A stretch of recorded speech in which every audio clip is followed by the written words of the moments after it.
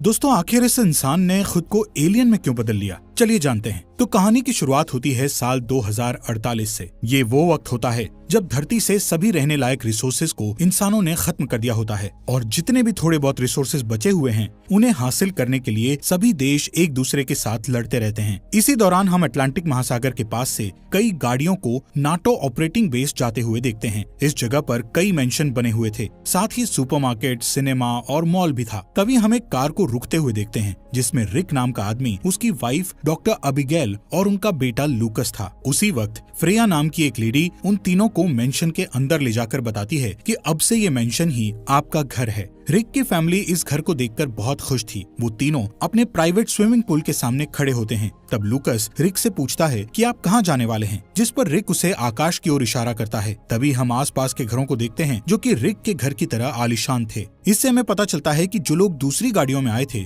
उन्हें भी ऐसे ही घर दिए गए हैं और उन्हें मिलाकर यहाँ 13 फैमिलीज शिफ्ट हुई हैं। असल में इन फैमिलीज को एक मिशन के लिए लाया गया था जिसमें उन सभी के ऊपर एक्सपेरिमेंट किया जाएगा और उन्हें टाइटन नाम के प्लेनेट पर रहने के लिए भेजा जाएगा, क्योंकि पृथ्वी पर अब रहने लायक कुछ नहीं बचा है और बचे हुए रिसोर्सेज को पाने के लिए कई देशों में वॉर होने लगा था। इसलिए साइंटिस्ट ने इंसानों को बचाने के लिए एक प्लेनेट खोजा और इंसान उस प्लेनेट पर जी सके, इसके लिए उन्होंने लोगों पर एक्सपेरिमेंट करना शुरू कर दिया। हम अगली सुबह इस प्रोजेक्ट के हेड प्रोफेसर मार्टिन को देखते हैं जो रिक से मिलने आए थे। रिक और अबिगेल मार्टिन को देखकर बहुत खुश होते हैं। इस मिशन में सिलेक्ट करने के लिए रिक मार्टिन को थैंक्स बोलता है, जिस पर मार्टिन उसे मिशन में होने वाले जोखिमों की याद दिलाता है। प्रोफेसर का कहना था कि वो रिक के इस मिशन में शामिल होने से बहुत खुश है। अब नाटो की एक कॉन्फ्रेंस होती है जिसमें प्रोफेसर मार्टिन बताते हैं कि आने वाले 10 सालों में पृथ्वी का आधा हिस्सा खत्म हो जाएगा और फिर 15 साल बाद दुनिया की आधी आबादी भूख से मर जाएगी। प्रोफेसर का दावा है कि उनके बच्चे दुनिया के अंत का गवाह बनेंगे। हालांकि इन सब के बीच उम्मीद देते हुए कहते हैं कि टाइटन नाम का प्लैनेट सैटर्न का सबसे बड़ा चंद्रमा है जो हमारे सौर मंडल में पृथ्वी के जैसा ही प्लैनेट है, लेकिन ये किसी भी तरह से रहने के लिए रेडी नहीं है, क्योंकि टाइटन पर मीथेन लिक्विड के रूप में बरस रहा है, जिसके कारण वहाँ का एटमॉस्फेयर नाइट्रोजन से भरा हुआ है और वहाँ का टेम्परेचर भी बहुत कम है। इसके बाद प्रोफेसर बताते हैं कि स्पेस साइंस का कहना है टाइटन इंसानों के रहने लायक प्लैनेट नहीं हो सकता है, पर प्रोफेसर का मानना है कि वो उस प्लैनेट को अपने रहने लायक बनाने की जगह इंसानों में ऐसे बदलाव करेंगे जिससे कि इंसान उस प्लैनेट के नेचर से फ्रेंडली हो जाए। इसलिए इस टीम में रिक और 13 अलग अलग लोगों को बुलाया गया था। उन पर एक्सपेरिमेंट करके उन्हें टाइटन के एटमॉस्फेयर के अकॉर्डिंग बनाया जाएगा। इस एक्सपेरिमेंट के बाद उनका बॉडी साइज बढ़ जाएगा। प्लैनेट पर ऑक्सीजन की जगह नाइट्रोजन होगी, पर वो इस काबिल होंगे कि नाइट्रोजन से सांस ले सकेंगे। साथ ही टाइटन पर पड़ने वाली ठंड से भी बचे रहेंगे। यहाँ हर कोई इस एक्सपेरिमेंट से होने वाले खतरे के बारे में जानता है, लेकिन सभी फ्यूचर जनरेशन के लिए अपनी जान जोखिम में डालने को तैयार थे। प्रोफेसर ने इस स्पेसिफिक टास्क के लिए 16 अलग अलग देशों से 5000 लोगों को चुना था। फिर उन लोगों में से उन्होंने सिर्फ 13 फैमिलीज को चुना।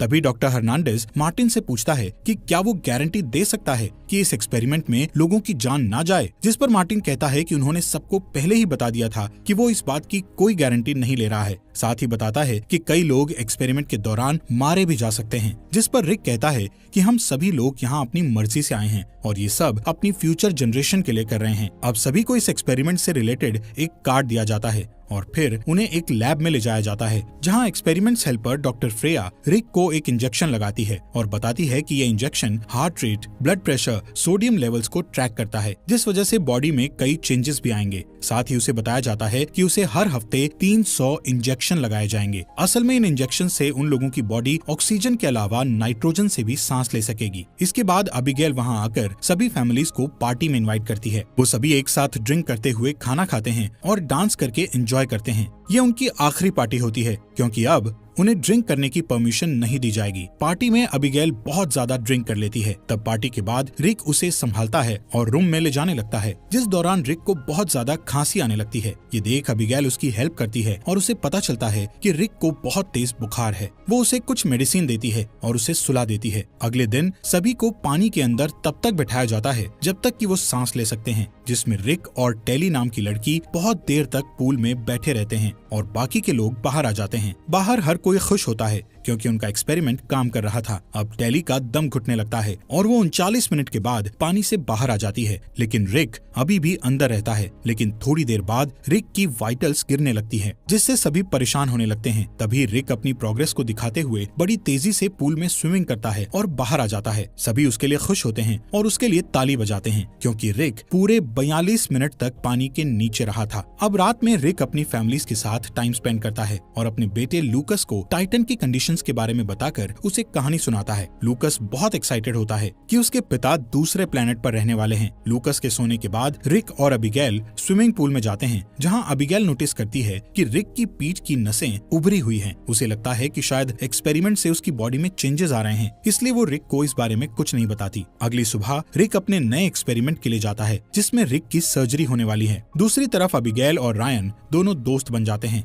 रायन वहां आए दूसरे वॉलंटियर्स की वाइफ है। यहाँ रायन अबिगेल को बताती है कि वो नहीं चाहती थी कि उसका हस्बैंड यहाँ आए, लेकिन उसके हस्बैंड ने उसकी बात नहीं मानी। रिक जब सर्जरी होने के बाद घर आ जाता है, उस दिन अबिगेल एक डॉक्टर होने के नाते वही बुक पढ़ती है जो सभी को दी गई थी। वो देखती है कि जिन पर एक्सपेरिमेंट हो रहा है वो सभी सुरक्षित हैं, इसलिए उसे राहत मिलती है। पर रात में जब उसकी आंख खुलती है तो वो नोटिस करती है कि रिक बेड पर नहीं है। वो किचन में जाती है और रिक को देखती है, जो कि अपनी बॉडी पर आइस लगा रहा था। रिक कहता है कि उसे बेड पर सोते वक्त बहुत गर्मी लग रही थी और उसकी बॉडी पूरी जल रही थी। ये सुन अबिगेल आइस से भरी एक बकेट लाती है। रिक उस बकेट में अपने हाथ डालता है और अबिगेल को भी ऐसा करने के लिए कहता है, लेकिन अबिगेल ज्यादा ठंड लगने के कारण हाथ निकाल लेती है, पर रिक अभी भी अपने हाथों को बाहर नहीं निकालता है। रिक बताता है कि उसे ठंड महसूस नहीं हो रही है। इसका मतलब ये था कि वो सभी धीरे धीरे टाइटन पर रहने लायक बन रहे थे, क्योंकि टाइटन पूरा ठंडा प्लेनेट है, इसलिए वहाँ रहने के लिए सबकी बॉडी को ऐसा बनाया गया है। अब नेक्स्ट एक्सपेरिमेंट में सभी को दोबारा पानी में तैरने के लिए कहा जाता है और ये जगह मीथेन गैस से भरी होती है, जो कि टाइटन पर भी होगी। इसके बाद उन्हें एक ग्राउंड में ले जाया जाता है, जहां उन्हें मीथेन और नाइट्रोजन गैस के मास्क लगाए जाते हैं, जिससे कि वो दोनों गैस से सांस लेना सीख सकें। सभी को मास्क लगाने के बाद उन्हें रनिंग करने को कहा जाता है। जब तक वो मीथेन और नाइट्रोजन से सांस ले सकते हैं, उन्हें तब तक रनिंग करना होता है। सभी कई दिनों तक यही एक्सरसाइज करते हैं। इसी तरह कई दिन बीत जाते हैं और फिर एक दिन जब वो सभी चेंजिंग रूम में होते हैं, तब रिक नोटिस करता है कि उसके बहुत सारे बाल झड़ रहे हैं। तभी टैली भी अपने बालों को चेक करती है, तो उसे पता चलता है कि उसके बाल भी झड़ने लगे हैं। यहाँ मौजूद सभी को सेम प्रॉब्लम हो रही थी, क्योंकि ये सब उन एक्सपेरिमेंट्स का नतीजा था। तभी उनमें से एक लेडी अचानक से वॉमिट करने लगती है और उसकी बॉडी से ब्लड निकलने लगता है। सभी उसकी हेल्प करने की कोशिश करते हैं। तभी वहाँ डॉक्टर फ्रेया भी आ जाती है और उसकी हेल्प करने की कोशिश करती है, लेकिन इससे पहले कि फ्रेया कुछ कर पाती, वो लेडी मर जाती है। ये सब देखकर सभी लोग शॉक हो जाते हैं, क्योंकि अब उन्हें इस एक्सपेरिमेंट की रियलिटी दिखने लगी है। उस रात फिर से सभी लोग रिक के घर पर इकट्ठा होते हैं और इस मामले पर चर्चा करते हैं। तब अबिगेल उन लोगों की नसें कुछ सेकंड्स के लिए दिखाती है और फिर गायब हो जाती है। इसी दौरान रायन का हस्बैंड पूल के पास अचानक एग्रेसिव हो जाता है और अपना कंट्रोल खोकर रायन पर अटैक कर देता है। ये देख दूसरे लोग रायन की हेल्प करने और उसके हस्बैंड को रोकने के लिए जाते हैं। असल में उसका ब्रेन एक्सपेरिमेंट्स को हैंडल नहीं कर पा रहा था। अगले दिन फ्रेया रिक के पास उसकी वाइटल्स चेक करने आती है, जहां वो बताती है कि चेंजिंग रूम में जिस लड़की की डेथ हुई थी उसे किडनी स्टोन्स की बीमारी थी और इस बीमारी के कारण ही उनका एक्सपेरिमेंट बदल गया, जिससे उसकी डेथ हो गई। अब रात में रिक को भी वॉमिट होने लगती है, जिसमें बहुत सारा ब्लड निकलता है। तब अबिगेल उसके ब्लड की जांच करने के लिए रिक की वॉमिट का एक सैंपल लेती है। दरवाजे बंद करते समय वो बाहर लाइट को ब्लिंक होते हुए देखती है, जिससे उसे समझ आ जाता है कि उन पर नजर रखी जा रही है। तभी रिक को स्विमिंग पूल में देखते हैं, जहां वो देखता है कि उसकी स्किन निकल रही है। इसके बाद जब रिक सोता है, तब अबिगेल रिक की बैक स्किन को निकलते हुए देख लेती है। यहाँ अबिगेल उसकी निकली हुई स्किन का भी एक सैंपल ले लेती है। अगली सुबह अबिगेल दोनों सैंपल्स को लैब में ले जाती है, जहाँ टेस्ट करने पर उसे पता चलता है कि उसमें ऐसे कई कंपाउंड्स हैं जिनके बारे में उन्हें दी गई बुक में नहीं लिखा है। इसी दिन रिक की आंखों की सर्जरी की जाती है, ताकि वो अंधेरे में भी देख सके। सर्जरी के बाद वो घर चला जाता है। रात में सोते वक्त रिक की आंखों से ब्लड बहने लगता है, इसलिए उसे वापस हॉस्पिटल ले जाया जाता है। यहाँ अबिगेल प्रोफेसर से मिलती है और उन पर आरोप लगाती है कि उन्होंने अपने एक्सपेरिमेंट के बारे में सब कुछ नहीं बताया है। साथ ही वो उनके घर के बाहर लगे कैमरों के बारे में भी बात करती है, जिस पर प्रोफेसर कहता है कि वो उनकी सुरक्षा के लिए लगाए गए हैं। इसके बाद अबिगेल अबिगेल को घर भेज दिया जाता है। जैसे ही वो घर पहुंचती है तो रायन के घर पर सोल्जर्स की बड़ी बड़ी वैन को आते हुए देखती है। जब वो रायन के घर जाती है तो उसे एक सोल्जर रोक लेता है। तभी कोई रायन को खिड़की से बाहर फेंक देता है, जिससे उसकी डेथ हो जाती है। असल में रायन का हस्बैंड एक्सपेरिमेंट के कारण पूरी तरह से जंगली बन गया था और रायन को मार डाला था। अब सोल्जर्स जल्दी से ऊपर जाते हैं और रायन को जान से मार डालते हैं। जिसके बाद एक रात को अबिगेल रिक का की कार्ड ले लेती है और चोरी से फैसिलिटी में घुस जाती है, जहां उसे सभी वॉलंटियर्स की मेडिकल फाइल मिलती है। वो देखती है कि जिस लड़की की मौत हुई थी उसे किडनी स्टोन्स नहीं था। दूसरी ओर प्रोफेसर और उसकी टीम नासा के साथ एक मीटिंग में होते हैं। यहाँ प्रोफेसर को प्रॉपर एविडेंस और एथिकल रीजंस के बिना फोर्स्ड एवोल्यूशनरी एक्सपेरिमेंटेशन करने के लिए पनिश्ड किया जाता है। साथ ही उसे उसका काम जल्दी ही बंद करने के लिए धमकाया जाता है। अगली सुबह प्रोफेसर रिक से मिलने के लिए उसके घर आता है और अबिगेल से कहता है कि वो अभी तक एक्सपेरिमेंट्स के एक्चुअल इफेक्ट्स नहीं जानता है, लेकिन अब वो पीछे नहीं हट सकते। साथ ही बताता है कि इंसानों को एक नई प्रजाति में बदल दिया जाएगा, जिसे होमो टाइटेनियंस कहा जाएगा और ये होमो सेपियंस से अलग होगा। अब क्योंकि सभी अलग अलग तरीके से इवॉल्व होते हैं, वो नहीं जानते कि फुल एक्सपेरिमेंट होने के बाद रिक कैसा बनेगा। इसके बाद में रिक अपनी आंखों से पट्टी खोलता है और अंधेरे में भी सब कुछ देखकर हैरान रह जाता है, यानी कि उसकी आंखें एक्सपेरिमेंट के बाद अब इवॉल्व्ड हो गई थी। अब अगले दिन उन सभी पर एक और सर्जरी की जाती है, लेकिन रिक और टेली को छोड़कर सभी मारे जाते हैं। अब पूरी ह्यूमैनिटी का फ्यूचर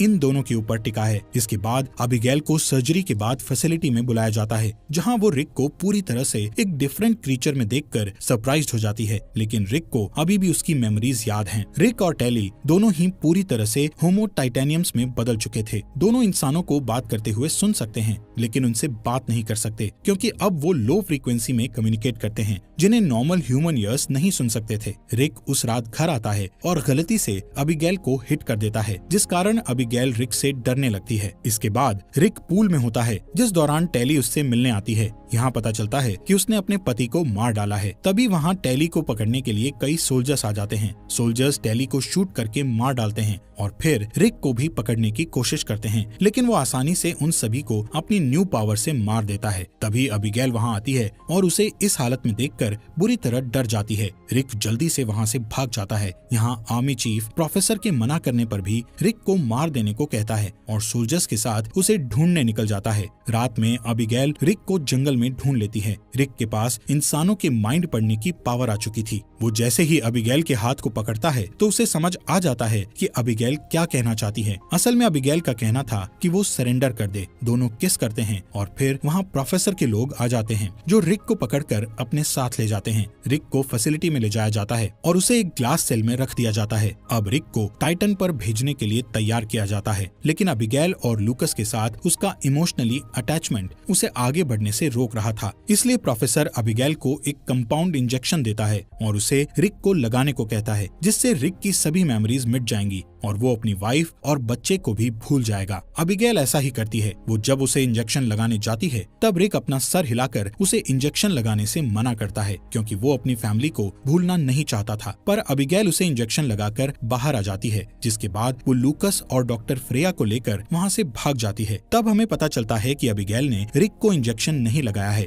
यहाँ रिक बेहोश होने का नाटक करता है और एक सोल्जर के पास आने पर उसे जान से मार देता है। सभी सोल्जर्स को अलर्ट कर दिया जाता है, लेकिन रिक के पास कई पावर्स आ चुकी थी, जिनकी मदद से वो भागने में सक्सेसफुल हो जाता है। अब रिक एक लैब में अबिगेल और लूकस से मिलता है, लेकिन तभी सोल्जर्स आ जाते हैं और उसे घेर लिया जाता है। प्रोफेसर अबिगेल को समझाते हैं कि रिक को वापस इंसान में नहीं बदला जा सकता है, इसलिए अब रिक को जिंदा रखने के लिए उसे टाइटन पर भेजना होगा। अबिगेल रिक को खो चुकी थी, इसलिए वो ह्यूमैनिटी और रिक के सर्वाइवल के लिए उसे टाइटन पर भेजने के लिए मान जाती है। नेक्स्ट सीन में हम उन्हें एक एयरप्लेन में देखते हैं, जहाँ रिक एक बॉडी बैग में होता है और उसे टाइटन पर भेजने के लिए ले जाया जाता है। कुछ महीने बाद प्रोफेसर मार्टिन को अनएथिकल मेथड्स का यूज करने के जुर्म में अरेस्ट कर लिया जाता है। इसके बाद अबिगेल और फ्रेया उस टाइटन प्रोजेक्ट की फैसिलिटी पर टेक ओवर कर लेती है और इस प्रोजेक्ट को सही तरीके से आगे बढ़ाने लगती है। एक रात लूकस अपनी माँ को रात के साफ आसमान को दिखाने के लिए बाहर लाता है। दूसरी ओर हम रिक को टाइटन के पहाड़ों पर खड़ा देखते हैं। रिक अब पूरी तरह से टाइटन के एनवायरनमेंट में एडजस्ट हो चुका है। तभी वो अपनी झिल्लीदार हाथों को फैलाता है और आसमान में उड़ने लगता है।